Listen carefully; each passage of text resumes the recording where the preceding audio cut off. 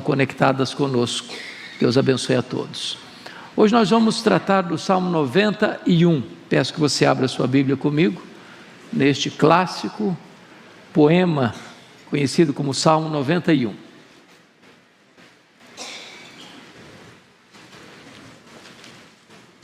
Salmo 91.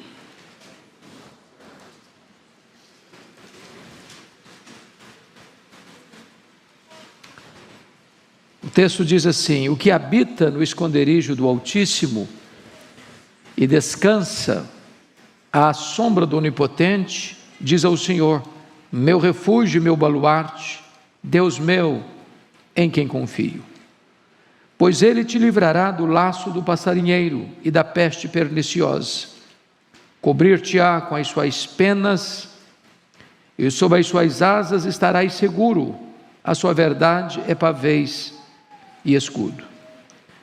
Não te assustarás do terror noturno, nem da seta que voa de dia, nem da peste que se propaga nas trevas, nem da mortandade que assola ao meio-dia. Caiam 1000 ao teu lado e 10.000 à tua direita, tu não serás atingido. Somente com os teus olhos contemplarás e verás o castigo dos ímpios. Pois disseste: o Senhor é o meu refúgio, fizeste do Altíssimo a tua morada.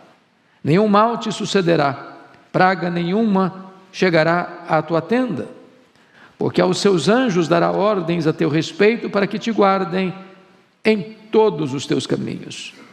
Eles te sustentarão nas suas mãos, para não tropeçares em alguma pedra. Pisarás o leão e a áspide, calcarás aos pés o leãozinho e a serpente. Porque a mim se apegou com amor, eu o livrarei. Pô-lo-ei a salvo, porque conhece o meu nome. Ele me invocará, e eu lhe responderei. Na sua angústia, eu estarei com ele. Livrá-lo-ei e o glorificarei. Saciá-lo-ei com longevidade, e lhe mostrarei a minha salvação. Amém. Esse salmo trata do poderoso livramento de Deus. Esse é o tema que nós damos a este poema tão precioso. Bom, é muito curioso que este salmo faz parte do 4º livro destes 150 poemas, né? E o 4º livro é o menor livro, 1 ao 41, primeiro livro, 42 ao 72, o segundo livro, 73 ao 89, o terceiro livro, 90 a 106, o 4º livro, e 107 a 150, o 5º livro do Saltério. Esse é o menor dos livros, que vai do 90 ao 106. Se você observar, a maioria desses salmos não tem o autor indicado, não tem a data precisa, não tem sequer um título. Mas esse salmo, e não obstante isso, não sabemos quem o escreveu, quando o escreveu, é um grande clássico. E é curioso que esse salmo é muito usado, infelizmente, como uma ferramenta mística na casa de muita gente, né? Abre a Bíblia no Salmo 91, bota num móvel na sala, como se isso fosse uma espécie de talismã, de uma ferradura espiritual, para espantar mal-olhado, para espantar demônio, para livrar a família dos males que rondam a família. Não é essa uma boa maneira de usar o Salmo. Nós não usamos a Bíblia de forma mística, nós não usamos nenhuma porção da Bíblia no sentido de que ela misticamente vai nos proteger. O salmista foi claro no Salmo 119, guardo a tua palavra no meu coração, para não pecar contra ti. Você guarda a melhor coisa, a palavra de Deus, no melhor lugar, no coração, com o maior propósito, para não pecar contra Deus. Então você podia encher sua casa de Bíblia aberta no Salmo 91, se você não colocar essa palavra no seu coração, de nada vai adiantar. Ela não é um talismã, ela não é um emblema místico para proteger as pessoas. Eu estou convencido de que o Salmo 91 é uma espécie de versão neotestamentária de Romanos 1:31. Quem lembra Romanos 1:31? Se Deus é por nós, quem será contra nós? Eu acho que o Salmo 91 ressoa de forma eloquente esta mensagem de Paulo aos Romanos. Se Deus é por nós, quem será contra nós? Então, vamos examinar esse texto. Primeiro, Deus é a nossa morada segura, é o que está aí no verso 1 a 4. Então, vamos olhar os versos 1 e 2, como nós temos uma habitação plenamente segura em Deus. O que habita no esconderijo do Altíssimo e descansa à sombra do Onipotente. Vamos primeiramente entender isso aqui. Veja você que ele não diz que você é um morador temporário, ou um visitante, ou um turista. Você faz visitas rápidas e vai embora. O texto diz o que habita. O que é habitar? É morar. É algo permanente. Não é uma visita ocasional. Não é que você se lembra de Deus na crise, depois a crise passa, você se esquece de Deus de novo. Mas o texto está dizendo o que habita no esconderijo do Altíssimo. É algo permanente, que é para a vida toda. Deus não é apenas um hóspede que vem e vai. Deus é a nossa própria casa, é a nossa própria morada.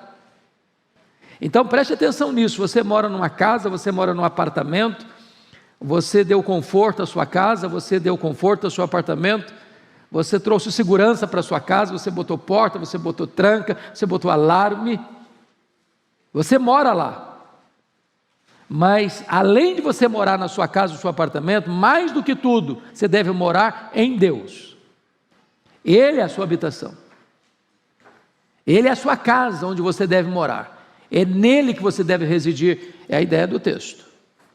Agora, notem que quando você habita em Deus, faz de Deus a sua habitação, você pode descansar. Porque, por que você chega na sua casa e descansa? Você se acha o que aí? Seguro, protegido, guardado. Você sabe que ninguém vai incomodar você. Você botou uma tranca, você botou um alarme. Você tem um vigia lá na porta. Se você mora num prédio, tem uma portaria que blinda a entrada de estranhos. Então você descansa, você dorme. Você não fica inquieto, será que vai chegar alguém? Será que eu vou ser incomodado por um estranho? Não, você descansa. Quando você mora em Deus, você pode descansar à sombra do Onipotente. Isso é que traz descanso para o coração. Mas veja o verso 2, diz ao Senhor, meu refúgio, meu baluarte, Deus meu em quem confio.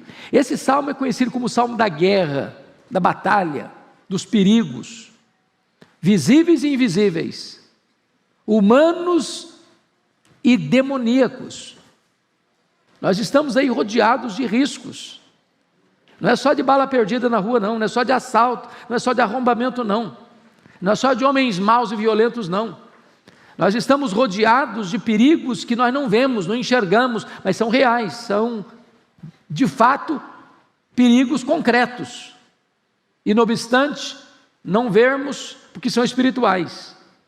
Mas o texto está mostrando para você, agora, num campo de guerra, num campo de batalha, existem lugares que o soldado, o guerreiro, o que está no meio de uma guerra acesa, encontra proteção.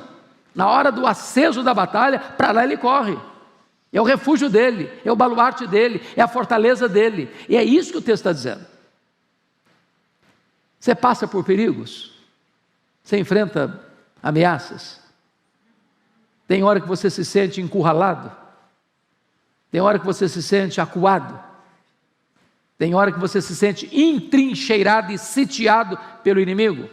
Para onde você corre? Para onde você foge? Onde você encontra abrigo e segurança? O Salmo está dizendo, é nessa hora que você recorre a Deus e diz, o Senhor é o meu refúgio, é o meu baluarte, o Deus meu em quem eu confio.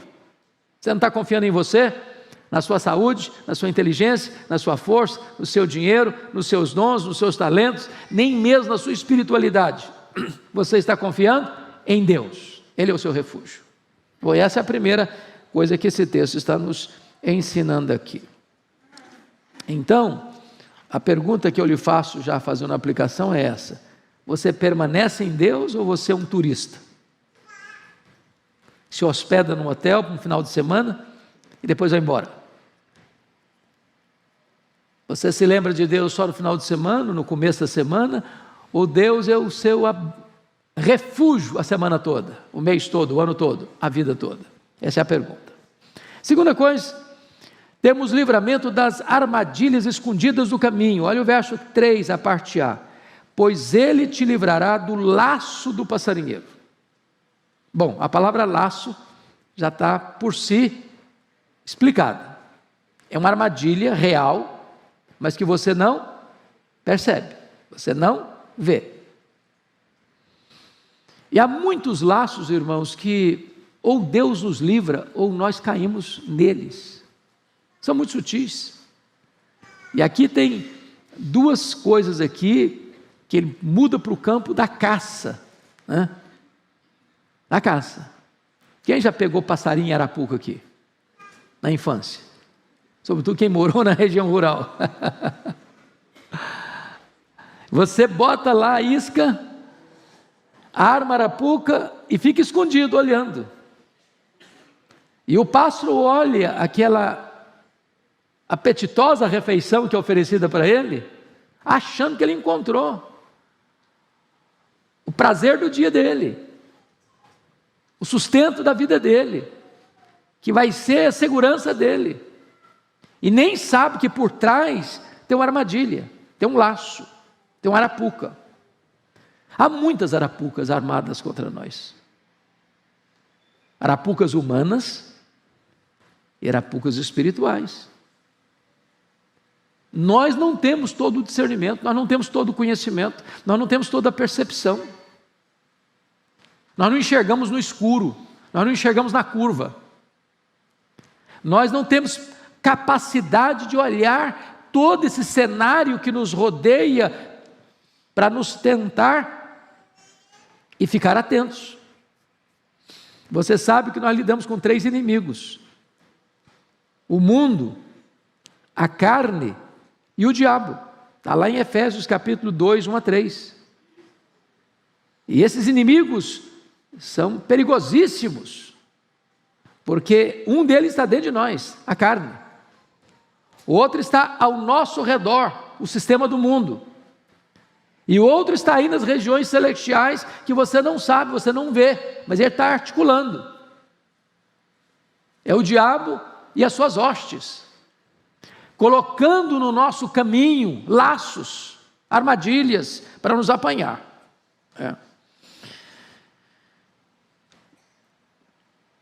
O que nós precisamos ficar atentos aqui?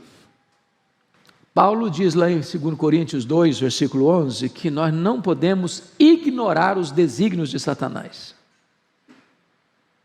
Nenhuma pessoa sensata e sábia olhou para esse mundo espiritual, como alguns hoje tentam fazê-lo, como se o diabo fosse uma formiguinha inofensiva. E até afrontam, e até falam bobagem, até se julgam muito espirituais e muito poderosos. E não é o tratamento que a Bíblia ensina sobre essa batalha, não. Se Deus não nos livrar, nós não temos capacidade. Então esse texto está mostrando como consequência, como resultado de você habitar em Deus permanentemente. Aí o resultado é esse: pois Ele te livrará.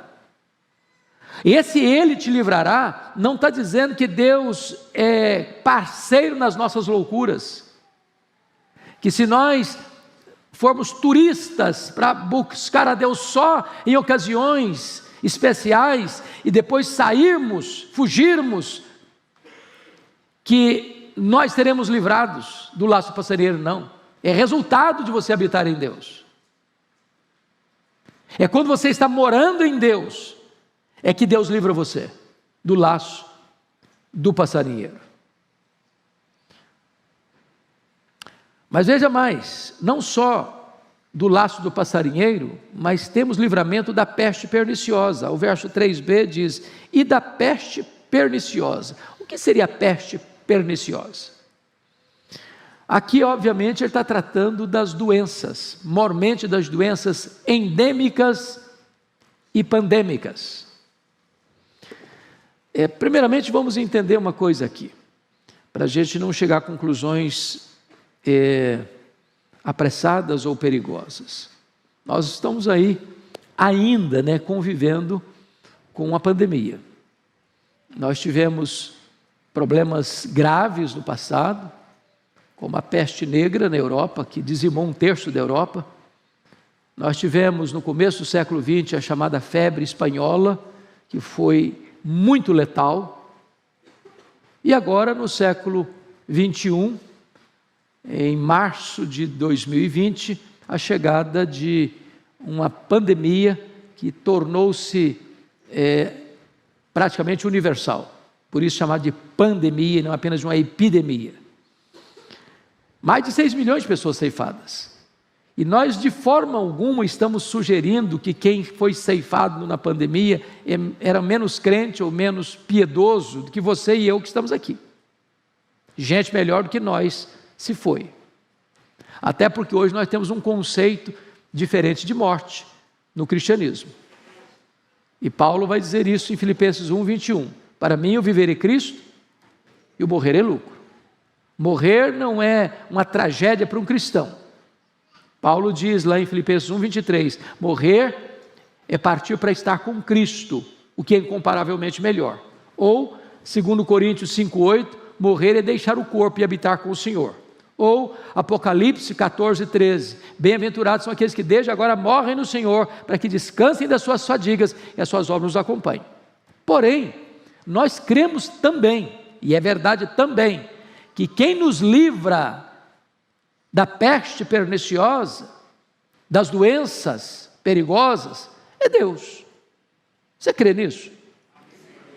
Meus irmãos, nós somos vulneráveis demais. Você está andando por aí, tem vírus aí que você não enxerga, tem bactéria que você não vê. De quantos livramentos você já teve na sua vida, nessa área? Você tem ideia? Você tem noção? O apartamento mais alto e mais seguro não livra uma pessoa de ser infectada por um vírus, por uma bactéria.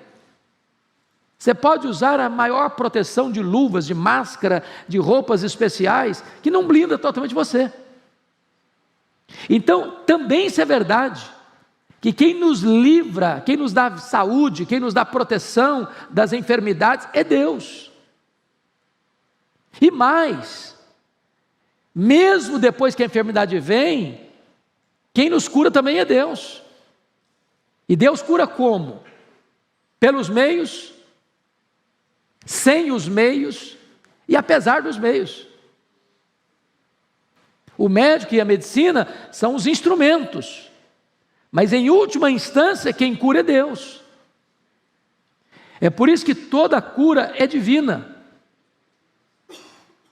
Deus usa o médico, Deus usa o remédio, mas o que está escrito na Escritura? É Ele quem perdoa todas as nossas iniquidades e quem sara todas as nossas enfermidades. Então, esta é outra verdade que o texto está nos mostrando, o livramento de Deus da peste perniciosa. Mas temos outra coisa aqui, nós temos também uma proteção amorosa e eficaz. Você pode ler o 4 comigo? Vamos juntos? Cobrir-te-á com as suas penas, sob as suas asas estarás seguro, a sua verdade é pavês e escudo. Bom, agora ele sai do campo da caça, lá no mato, onde você está pegando passarinho, para o campo doméstico, da galinha. Eu acho que quem já viveu no interior, já viu essa cena, e se você nunca viu presencialmente essa cena, já viu fotografias eloquentes dessa cena, forma-se uma chuva, a água cai, as enxurradas vêm, E a galinha com seus montes de filhotes, quando vê o perigo, ela para, chama toda a filhotada para debaixo das asas e sofre o revés da chuva para proteger os filhotes. Que figura bonita, que figura eloquente do amor de Deus, da proteção de Deus, do cuidado de Deus. Então eu queria que você lesse comigo 2 salmos, 2 versículos, para ilustrar a riqueza e a beleza desse texto. Primeiro, o Salmo 36, versículo 7. Olha aí que preciosidade de verdade que está aí. 36, 7. Vamos juntos? Vamos lá? Como é preciosa, ó Deus, a tua benignidade. Por isso, os filhos dos homens se acolhem à sombra das tuas asas. Por que você corre para debaixo das asas de Deus? Porque Ele é benigno. Se você correr para lá, Ele não vai escorraçar você. Ele não vai pisar em você. Ele não vai esmagar você. Ele não vai condenar você. Jesus diz: todo aquele que vem a mim, eu não lançarei fora. Está na hora da angústia, da dor, da tempestade, dos riscos, dos perigos. Corre para Ele. Se agasalhe debaixo das asas dEle e você encontrará proteção. Mas olha comigo ainda o Salmo 57, verso 1. Olha que precioso isso aqui. Agora é um pedido, é uma súplica, é uma oração. Leia comigo o verso 1, 57, versículo 1. Vamos juntos? Tem misericórdia de mim, ó Deus, tem misericórdia, pois em Ti a minha alma se refugia. À sombra das Suas asas me abrigo, até que passem as calamidades. O que ele está admitindo? Que tem calamidade, tem dia de tempestade, tem dia de prova. O crente não é blindado, ele não vive numa estufa, ele não vive num xingrilá da vida, num jardim grinaldá de flores. Ele vive num campo de batalha, de enfrentamento de perigos. Mas quando esse perigo chega, para onde você foge? Para onde você corre? Aonde você encontra abrigo? Debaixo das asas de Deus. E você vai ficar aí até que passem as calamidades. Deus é o nosso amoroso protetor. E a verdade de Deus, a sua verdade é pavês e escudo. O que ele está querendo dizer para nós é que a verdade de Deus nos protege. Irmãos, é tão precioso isso. E quem foge da verdade de Deus, quem foge debaixo das asas de Deus, vai sofrer o revés. Vai sofrer o revés. Eu gosto muito da ilustração da águia. Os estudiosos que examinaram um pouco mais detidamente a águia, diz que quando a águia está voando e ela detecta a chegada de uma tempestade, ela, diferentemente do iambu, já ouviu falar no iambu? Iambu é uma ave, é muito comum aqui no Brasil, pequenininha, do tamanho de uma pomba, e o iambu só voa abaixo, só debaixo da tempestade, levando os reveses da tempestade. Mas quando a águia avista a tempestade, ela agiganta os seus esforços, voa para cima das nuvens tempestuosas, onde tudo está calmo e sereno. Mudando a figura, quando a tempestade chega, já que você não voa como a águia, mas você é como um pintinho, vulnerável, frágil, que não se protege a si mesmo, não tem poder de cuidar de você mesmo, mas quando chega a tempestade, você corre para o seu refúgio, e esse refúgio é debaixo das asas do Onipotente. Aí você encontra descanso e proteção. Mas notem mais, esse texto, em segundo lugar, vai tratar para nós que Deus é o nosso protetor incomparável. Primeiro, Ele é a nossa morada segura. Agora Ele é o nosso protetor incomparável. E eu destaco algumas coisas aqui. Primeiro, temos livramento dos terrores que assaltam a nossa alma. Versículo 5. Não te assustarás do terror noturno, nem da seta que voa de dia. Bom, agora ele sai do campo doméstico, né? Já lidou lá com a caça, campo doméstico, agora ele entra num campo de guerra. Campo de guerra. E esse Deus é o Deus que traz livramento. E eu chamo a sua atenção para o fato do assustar do terror noturno. A seta que voa de dia. Uma pessoa assustada é uma pessoa com medo. E o medo, meus irmãos, não é um sentimento. O medo é um espírito que oprime. Quando Paulo vai escrever a sua segunda carta a Timóteo, no capítulo 1, versículo 7, ele vai dizer: Deus não nos deu espírito de medo, mas de poder e de moderação. O apóstolo João vai dizer que o amor lança fora todo medo. Então, por que que eu tenho medo? Por que que você tem medo? Porque nós somos vulneráveis. Tudo aquilo que foge ao nosso controle traz medo. É óbvio. Você não tem controle, você tem medo. Nós não temos controle sobre muita coisa. Lembra lá do Salmo 23, versículo 4: ainda que eu ande pelo vale da sombra da morte, não temerei mal nenhum. Não é porque ele é bom, porque ele é forte, porque conhece tudo, sabe tudo, pode tudo. Não temerei mal nenhum, porque tu estás comigo. Então o segredo de vencer o medo, e tem muitos medos, né? Tem até fobias, né? Tem gente que tem medo de altura, e eu, por exemplo, tenho. Tem gente que tem medo de lugar aberto, tem gente que tem medo de lugar fechado, claustrofobia. Eu também tenho. Eu quase morri uma vez sem saber que eu tinha claustrofobia. Lá dentro das pirâmides, quase que eu viro uma múmia do faraó lá. Foi a coisa mais horrorosa da vida. Depois de subir várias escadas íngremes, no meio daquela multidão, gente suando, cheiro de camelo, que troço todo, lá pelas tantas, o fôlego acabou. Falei: meu Deus, morri, porque não tira ninguém assim, com emergência de lá. O que me valeu foi que eu estava do lado de um colega pastor, e eu falei: rapaz, eu vou morrer, eu não consigo respirar. Falei: calma, fecha os olhos, faça de conta que você está num jardim. E aí eu fechei os olhos, pensei numa campina bem verde, daqui a pouquinho o ar voltou, mas eu descobri ali que eu tinha claustrofobia. Tem muitos medos, né? Muitos medos. Tem gente que tem medo da vida, tem gente que tem medo da morte, tem gente que tem medo da solidão, tem gente que tem medo da multidão, tem gente que tem medo de ficar doente, tem gente que tem medo de ficar assim, sem poder pagar o plano de saúde. Então, muitos medos. Como é que você lida com isso? O texto está mostrando para nós que você pode vencer isso, né? Pode vencer isso. Por quê?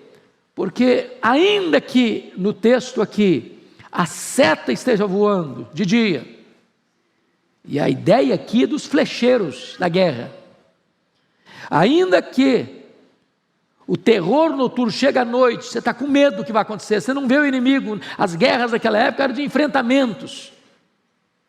Você pode crer no que está escrito em Isaías 54:17. A arma forjada contra você não vai prosperar. Que você está protegido, morando em Deus, debaixo das asas do Deus onipotente, descansando debaixo da sua sombra.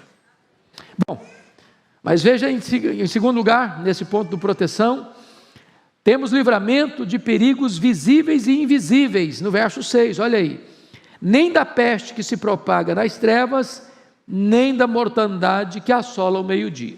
Ele está falando aí também do ambiente de guerra. Qual era um subproduto da guerra? Pessoas feridas, pessoas infectadas, pessoas adoecidas, nem sempre tinha como tratar, né? Hoje tem tantos filmes de guerra, e eu perdi um pouco o gosto, porque eles botam uma dose de violência maior do que a realidade. Então, parece que fica uma coisa muito irreal, né? Mas quantas vezes você já viu um cenário de guerra, uma pessoa ferida, no meio da sujeira, o remédio ali não tem tanto efeito, não dá para tirar a pessoa dali rapidamente, para uma cirurgia, para um tratamento, e as pessoas viviam esse drama naquele tempo. E ele está mostrando para nós só um detalhe aqui: a peste são as doenças, são as pestilências, e a mortandade falando das guerras, da perseguição. Versículo 6, nem da peste que se propaga nas trevas, nem da mortandade que assola o meio dia. Você não está o quê? Assustado com isso. Agora vamos parar um pouquinho aqui. Quais foram as guerras que a igreja, o povo de Deus, suportou ao longo desses 20 séculos de cristianismo? Às vezes, irmão, a gente não tem noção disso. Você pega, por exemplo, dos Césares de Roma, começando com Nero. Você imagina o que é um crente ser crucificado? Fazer fila nas avenidas, nas estradas, a ponto de não ter mais madeira para crucificar crente? Você já imaginou o que foi que aconteceu no ano 70 com Vespasiano, onde ele inaugura o Coliseu, e numa festa macabra, 100 dias, jogando os crentes nas arenas, para os cães morderem, para os touros pisarem, para os leões devorarem? Você já imaginou o sofrimento dos nossos irmãos do século XX para cá? 1917, o comunismo tomando conta de 1/3 do planeta. Milhões de pessoas morrendo, torturadas, presas, escassez de pão, castigos severos. Vocês sabem disso, o século XX matou mais cristãos do que todo o restante da história junta.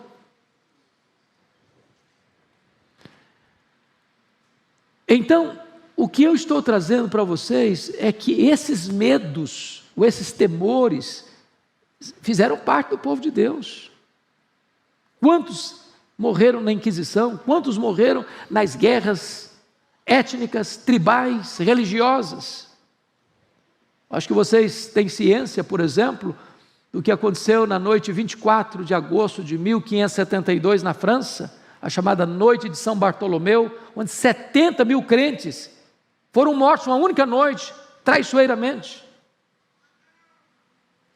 Então, quando esse texto mostra para nós que você pode ser liberto, ou se não liberto do fato, mas liberto do medo, porque às vezes Deus nos permite passar, mas tira o medo. É uma coisa incompreensível para nós, como é que um cristão era jogado nas arenas, como a Perpétua, por exemplo, era uma mulher da nobreza, e ela tinha 7 filhos, e os seus algozes mataram cada filho dela, na presença dela, de maneira diferente cada um, para torturá-la, emocionalmente, espiritualmente, e ela encorajando os seus filhos a não recuarem, a não se intimidarem. E quando só ela sobrou, ela começou a ser castigada. Ela disse para o seu algoz: viva eu te vencerei, morta vencer-te-ei ainda mais. Vocês acham que essa mulher era mais corajosa do que você? Era mais crente que você? Não. Se Deus um dia permitir que a nossa geração experimente situações tão amargas quanto, Ele há de nos capacitar. Não é porque nós somos fortes, é a graça que sustenta. É a graça que sustenta. Você imagina um Pedro, lá em Atos 12, preso por ordem de Herodes Agripa I, depois de ter matado Tiago, prendeu para matar depois da festa, última noite. Eu acho isso incrível. Pedro está no corredor da morte. Ele sabe que ele vai morrer na hora que amanhecer o dia. O que ele está fazendo? Desesperado? Chorando? Se esperneando? Não, ele está dormindo. Cheio de algemas nos pés, nas mãos, está dormindo. Serenidade. O nosso Deus é o autor da paz, e Ele é que nos dá a paz que excede todo o entendimento, seja qual for a situação. Mas, notem vocês, que o livramento também é um livramento singular. 7:8, leia comigo 7:8, vamos juntos? Caiam 1000 ao teu lado, 10.000 à tua direita, tu não serás atingido. Somente com os teus olhos contemplarás e verás o castigo dos ímpios. O que esse texto quer dizer, irmãos, não é que o crente é invulnerável. Nós não podemos defender essa tese jamais. Não, se eu sou crente, eu posso estar no meio de tantas flechas cruzando para lá e para cá que nenhum vai pegar em mim. Se eu sou crente, eu posso sair por aí, que vírus não vai entrar em mim, Covid então jamais.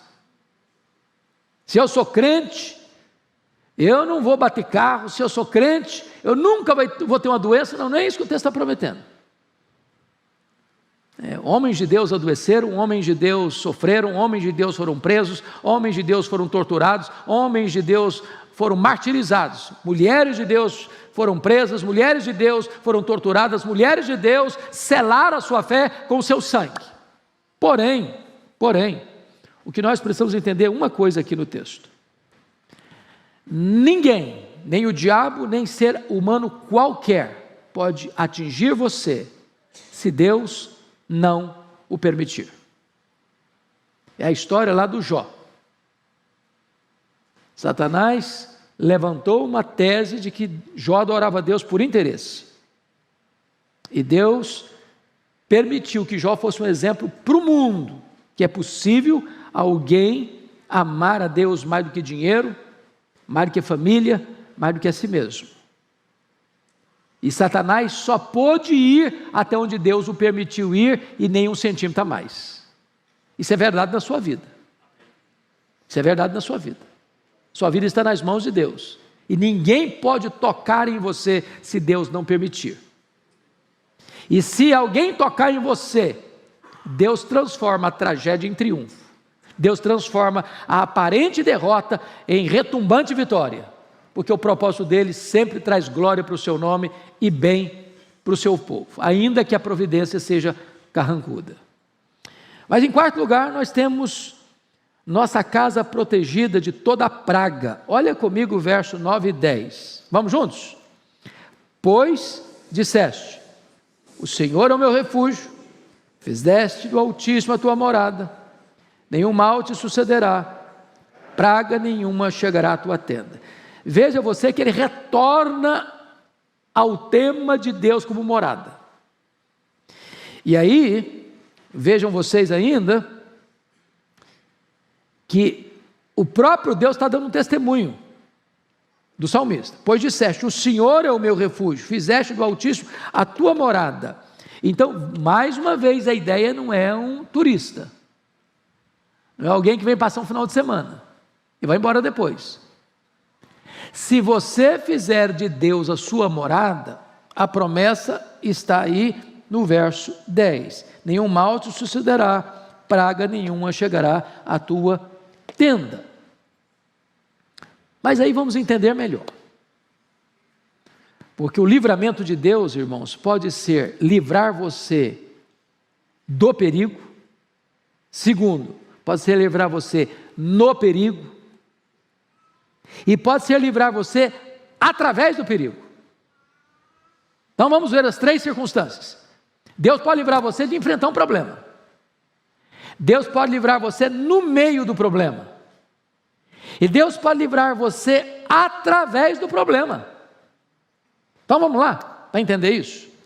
Deus nos livra dos perigos, é isso que está escrito aqui no versículo 10: nenhum mal te sucederá, praga nenhuma chegará à tua tenda. Então, vamos pegar um pouquinho só nesse praga nenhuma chegará à tua tenda. Crente não precisa ficar com medo, irmãos, de olho gordo, de feitiço, de macumbaria, de galinha preta na encruzilhada, de garrafa de cachaça na estrada. Que tem crente muito místico. Tem que ficar com medo desse negócio. Meu irmão, se você está nas mãos de Jesus, se você está coberto pelo sangue do Cordeiro, essa mortandade não chega em você não.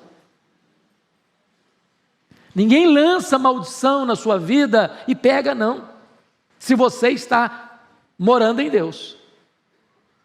Não é que o mal não exista, é que existe um poder maior em você do que o poder do mal que quer atingir você. Então, essa é a primeira verdade. Deus livra você do problema, porque você está morando dentro dele. Mas em segundo lugar, Deus livra às vezes nos perigos, dentro dos perigos.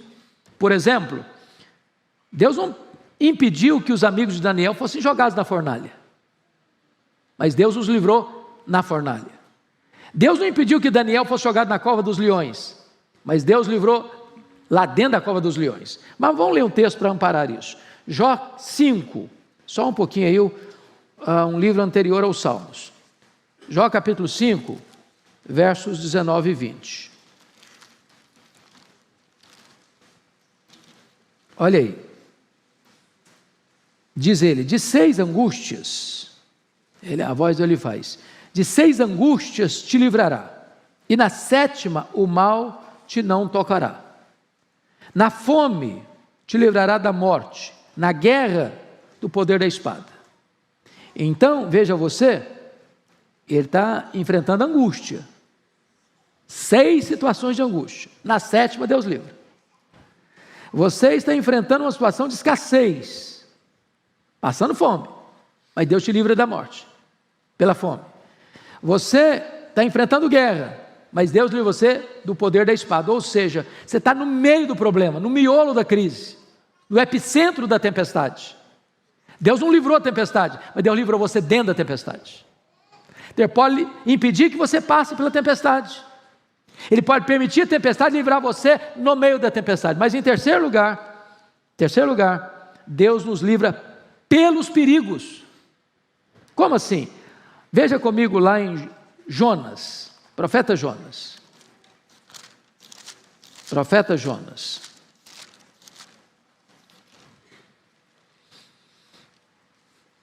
Esses dias eu vi uma brincadeirinha que o crente, quando não tem aquele índice na Bíblia, fala profeta Jonas e fica desesperado, porque Jonas é pequeno e costuma se esconder no meio dos outros livros. Então Jonas, veja aí versículo de número 17, Jonas 1,17, deparou o Senhor um peixe, para que tragasse a Jonas, e esteve Jonas 3 dias e 3 noites no ventre do peixe.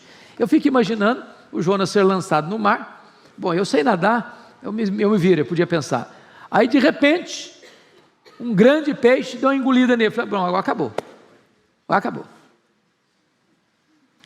Foi o primeiro cara a andar de submarino na história. Só que aquele grande peixe, que parecia ser o seu problema, porque tem esperança para um cara no ventre de um grande peixe? Primeiro que o perfume lá não era francês, né? Segundo que o desconforto, eu nem imagino quão grande devia ser. Mas aquele grande peixe não foi enviado para matar Jonas, para destruir Jonas, para acabar com ele, porque olha aí o que está escrito no capítulo 2, versículo 10 de Jonas.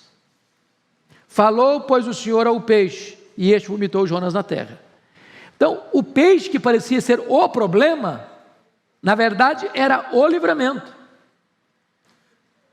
Tem hora que Deus permite uma providência carrancuda, e vocês, meu Deus, acabou agora. Deus, não, filho, essa providência carrancuda eu estou mandando é exatamente para livrar você, para salvar você. Como assim? É que crente desviado, irmãos, é endereço certo de tempestade. Agora, quando Deus manda a tempestade atrás do crente desviado, não é para destruí-lo, é para botá-lo de volta no caminho. Qual era o caminho de Deus para Jonas? Vai a Nínive, meu filho, é lá que eu quero você. E aí ele pensou, não, para Nínive eu não vou. Deus quer, mas eu não faço. Deus manda, mas não obedeço. A minha vontade vai prevalecer. Eu vou pegar um navio e vou para Tarsis. Sabe onde fica Tarsis naquela época? Ficava no fim do mundo. Era o último limite do mundo conhecido da época. Onde diz a profecia que não tinha palavras de Deus. Eu não quero escutar Deus, mas não. Eu não quero ser incomodado. Eu não quero obedecer, pronto. Aí o que Deus faz? Manda um peixe. O submarino. E ele nem precisou pagar mais passagem, não. O peixe foi andando com ele, atravessando os mares. E não foi perto não, viu? O peixe foi despejá-lo lá no porto de Nínive. Meu filho, é aqui que eu te quero. Você não quer não? Pois eu mando um submarino pegar você, dar uma carona para você, e você vai para onde eu estou mandando. Então tem hora que Deus nos livra do problema, tem hora que Deus nos livra no problema, e tem hora que Deus nos livra através do problema. Esse é o nosso Deus. Mas em quinto lugar, volta lá para o Salmo 91. Isso é precioso demais, irmãos. Quinto lugar, temos a escolta dos anjos em nosso favor, versículos 11 a 13. Pode ler em voz alta comigo? Vamos juntos? Porque aos seus anjos dará ordens a teu respeito, para que te guardem em todos os teus caminhos. Eles te sustentarão nas suas mãos, para não tropeçares em alguma pedra. Pisarás o leão e a áspide, calcarás aos pés o leãozinho e a serpente. Bom, então vamos entender aqui que quando o perigo é sobrenatural, Deus envia um socorro sobrenatural. Por exemplo, você não quer ter a sua casa arrombada. O que é que você faz na sua casa? Bota uma porta boa, uma tranca boa, bota um alarme. Você não quer ter problema com o seu carro. Você faz o quê? Faz um seguro, um bom seguro. São providências humanas. Compete a você. Você faz um plano de saúde. Por que você faz um plano de saúde? Porque você entende que se você adoecer, você precisa de assistência médica. Isso é providência humana. Agora, há problemas que existem, são reais, invisíveis, porém factuais,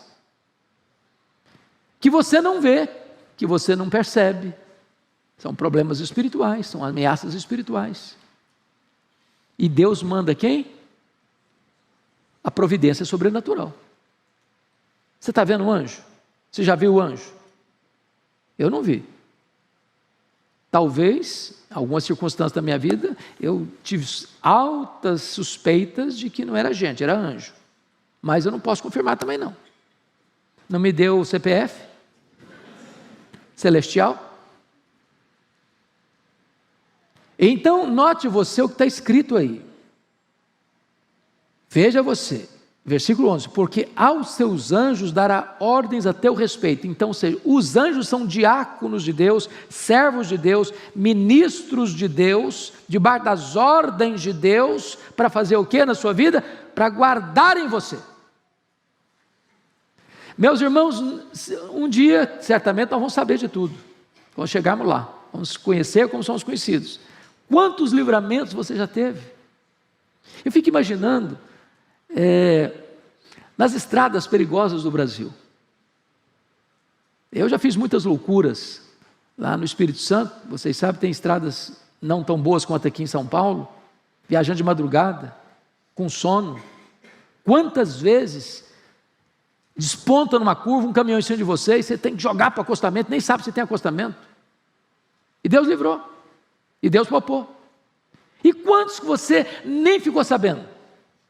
Atrasou 5 minutos, aquele atraso vai para poupar a sua vida. Eu ontem mesmo estava em Natal, feliz da vida, voltando, 6 da tarde, embarquei, tudo bonitinho, agora eu vou escrever, tirei meu computadorzinho, comecei a escrever, aí o piloto falou, olha, tem um problema no avião, todo mundo desce. Falei, vai ser uns 10 minutinhos, resolve o problema. Que nada, 10 minutinhos, não, o avião não saiu. Aí eu tinha que ficar 8 horas no aeroporto. 8 horas. Já cansado, precisando tomar um banho. E aí eu já liguei para o pastor Orival, pensei que eu estava aqui, eu falei, eu estou na Paraíba, varão. Falei, pois eu não chego para as 8. Daqui a pouquinho um irmão querido me liga, falou, olha, estou mandando um carro te buscar, você vem aqui para minha casa, vai tomar um banho, vai jantar comigo. E o papo rolou até de madrugada. E eu não sei, imagine se esse avião com defeito fosse descobrir o defeito lá em cima. Não dá para parar para encostar na oficina e consertar. Então tem hora que você acha que o negócio está ruim, Deus está falando, meu filho, eu estou te dando um livramento, você não está sabendo. Como diz o ditado, você não conhece da missa 1/3. Deus dá ordens aos seus anjos. Os anjos de Deus são ministros de Deus, lá em Hebreus 1,14. em favor dos que herdam a salvação. A salvação. Agora, vejam vocês, meus irmãos, que o que pode um anjo de Deus fazer? Quão poderoso é esses ministros de Deus? Só para dar um exemplo. Vocês se lembram quando o poderoso exército assírio cercou Jerusalém? As 10 tribos do norte, chamada Israel, caiu nas mãos da Síria, quando Ezequias era rei aqui em Judá. Esse mesmo rei que tomou Samaria, entrincheira Jerusalém, com mais de 185 mil soldados. Irmãos, não tinha 185 mil pessoas dentro de Jerusalém. Não tinha. A cidade era menor que isso. Você já imaginou mais do que um soldado para cada habitante da cidade? Fortemente armado? E o rei ainda mandou um recado abusado para o Ezequias: pode se render, porque não tem Deus que livra você da minha mão. Ninguém resiste ao meu poder militar. E Ezequias ficou desesperado, porque não tinha nem tempo, nem recurso, nem homens para resistir à invasão iminente. Aí ele vai apresentar o caso ao profeta Isaías. Isaías levou o caso para Deus e falou: meu filho, fica tranquilo, essa batalha é sua, não é minha, deixa comigo. E Deus mandou um único anjo, e esse único anjo matou 185 mil soldados assírios ao redor de Jerusalém. Você se lembra da cena de Eliseu? Quando ele foi, o servo dele, levantou de manhã e olhou o exército da Síria cercando a cidadezinha, que queriam prendê-lo e matá-lo. E ele ficou desesperado. Aí Eliseu disse: Senhor, abre os olhos desse moço. Abre os olhos desse moço. Quando os olhos dele foram abertos, ele viu cavalos, carruagens de fogo, cavaleiros poderosos, em um número muito maior. E aí vem a expressão: maior é o que está conosco, que aquele que está no mundo. Se nós formos olhar do ponto de vista estatístico, só estatístico, se eu vou entender Apocalipse 12, versículo 4 literalmente, 3 e 4 literalmente, diz que quando o dragão foi precipitado do céu, ele arrasta 1/3 das estrelas. Essa figura estrelas lá em Jó é usada para anjos. Então alguns, e eu estou inclinado a crer que essa é a melhor maneira de entender o texto, que quando o Lúcifer cai, ele arrasta consigo 1/3 dos anjos. Mas se 1/3 caiu, nós temos 2/3 que são anjos de Deus, que não caíram e que estão a nosso serviço. Agora notem uma coisa importante no texto, porque versículo 11, porque aos seus anjos dará ordens a teu respeito, para que te guardem em todos os teus caminhos. Esse texto, vocês se lembram disso, foi usado por quem? Para tentar quem? Foi usado por Satanás para tentar Jesus. E ele citou esse texto para Jesus. Mas palavra de Deus na boca do diabo não é palavra de Deus, é palavra do diabo. Sabe por quê? Porque o diabo é um péssimo hermeneuta, um péssimo exegeta, e sempre que ele cita, ou ele acrescenta, ou ele tira alguma coisa. Lá no Éden, ele chegou para Eva e perguntou assim: é assim que Deus disse, não comereis de toda a árvore do jardim? Ué, mas que negócio é esse aí? Deus havia falado que de toda a árvore do jardim você pode comer. Aonde Deus botou um sim, ele botou um não. Ele acrescenta o que Deus falou. Torceu, portanto, a palavra de Deus. Quando o diabo vai citar esse texto para Jesus, levando ao pináculo do templo, o que ele omitiu no texto? Qual frase que ele omitiu do versículo? Ele omitiu exatamente essa frase aqui: para que te guardem em todos os teus caminhos. Em todos os teus caminhos, ele não citou. Ele não citou. Por que não citou? Quando é que Deus promete guardar você? É quando você está fazendo loucura? É quando você está na rota da desobediência? Deus promete guardar você quando você está andando em todos os caminhos dele. A proteção está na obediência e não na desobediência. Então preste atenção nisso. Não queira fazer de Deus parceiro das suas loucuras. Porque a promessa, ela só é eficaz, efetiva, na medida em que você está andando com Deus, nos caminhos de Deus. Pois bem, vamos dar uma olhadinha agora ainda. O texto termina dizendo que pisará, versículo 13, pisarás o leão e a áspide, calcarás aos pés o leãozinho e a serpente, ambas as figuras, o leão e a serpente são símbolos de quem na Bíblia? Satanás. E a Bíblia diz lá em Romanos que Deus calcará o diabo em breve debaixo dos pés da igreja. Porque Jesus é o cabeça, a igreja é o corpo. E diz a Bíblia que quando Jesus voltar, Ele vai colocar todos os inimigos debaixo dos seus pés. E essa vitória é de Cristo e da sua igreja. Então, os inimigos não podem mais prevalecer sobre a igreja. Então, vamos ao último ponto. Deus, o nosso abençoador amado. Eu chamo a sua atenção dos versos, então, 14 a 16, para uma mudança radical no texto. Agora não é o salmista que está falando de Deus. Agora é Deus que está falando do salmista. Dos versos 1 a 13, o salmista está olhando para Deus e descrevendo quem é Deus para ele. Dos versos 14 a 16, Deus está olhando para o salmista e fazendo comentários acerca dele e fazendo promessas a ele. Então vamos ver quais são essas promessas. Primeiro, livramento, versículo 14, porque a mim se apegou com amor, eu o livrarei, pô-lo-ei a salvo, porque conhece o meu nome. Então tem duas coisas aí, se apegar com amor e conhecer o nome de Deus. Preste atenção que uma coisa é consequência da outra. Você só pode amar a Deus se você conhece a Deus. Deixa eu ilustrar isso com uma frase que me marcou no meu ministério, marcou o meu ministério. Eu estava pregando em Belo Horizonte certa feita, numa igreja presbiteriana, e aí uma moça se aproxima de mim e diz: pastor, eu estou deixando a igreja presbiteriana. Eu falei: mesmo, minha filha, você está deixando? O que aconteceu? Surgiu algum problema, brigou com alguém, foi maltratada na igreja? Eu falei: não, nada disso aconteceu, mas eu queria uma igreja que me empolgasse, eu queria uma igreja que tivesse história para eu me orgulhar dela. Eu falei: mas você conhece a história da igreja? Eu não conheço não. Eu falei: mas como assim?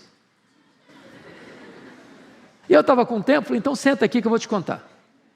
E gastei 2 horas com ela. E comecei lá do Velho Testamento, Novo Testamento, dos pais da igreja, dos pré-reformadores, dos reformadores, dos pós-reformadores, dos puritanos, dos avivalistas, até chegar hoje. 2 horas. E quando eu terminei de falar para essa menina, as lágrimas estavam rolando no seu rosto.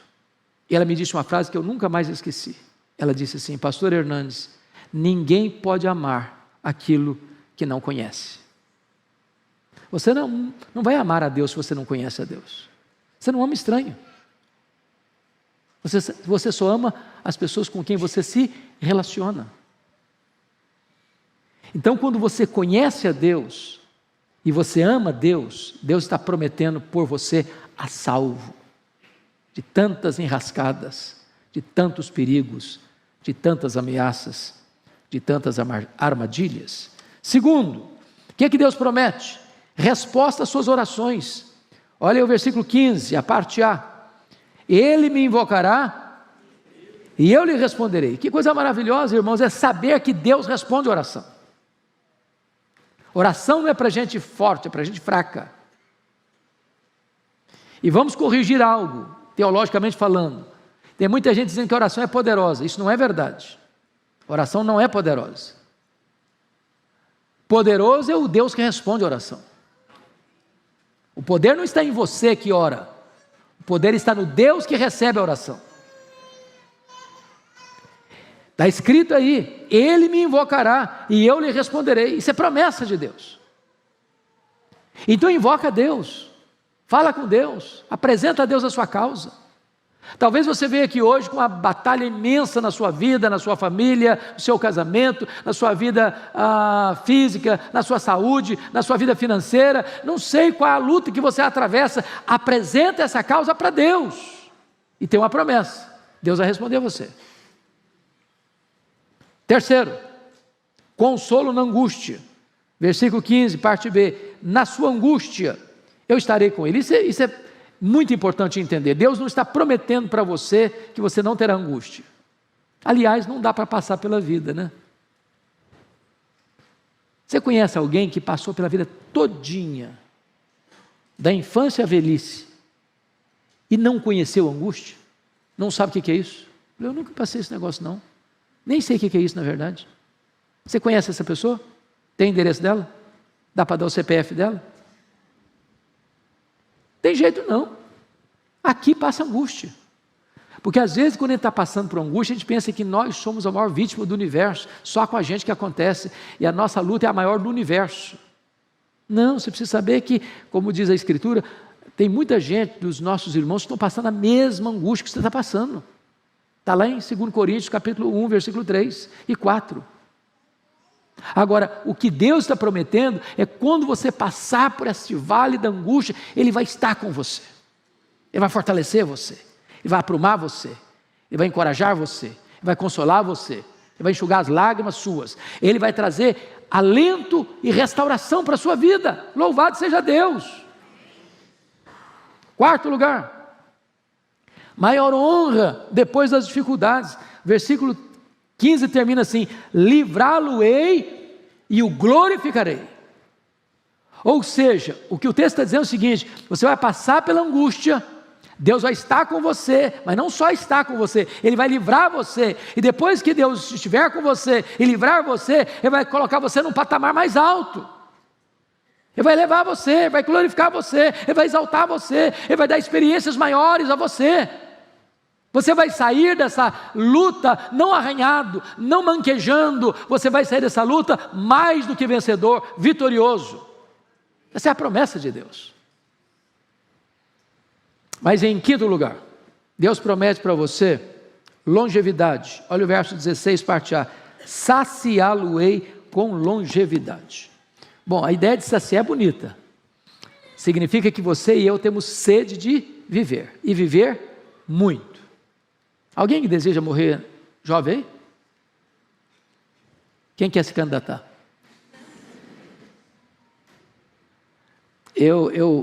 Ontem eu terminei o comentário de Eclesiastes, e se Deus quiser eu quero expor aqui alguns desses textos, mas o último capítulo de Eclesiastes é certamente a peça literária mais importante da literatura mundial sobre velhice. Velhice. E ele diz que velhice é uma tempestade, igualzinho uma tempestade. Forma a tempestade, o aguaceiro, e daqui a pouquinho outras nuvens se formam e vem outra tempestade.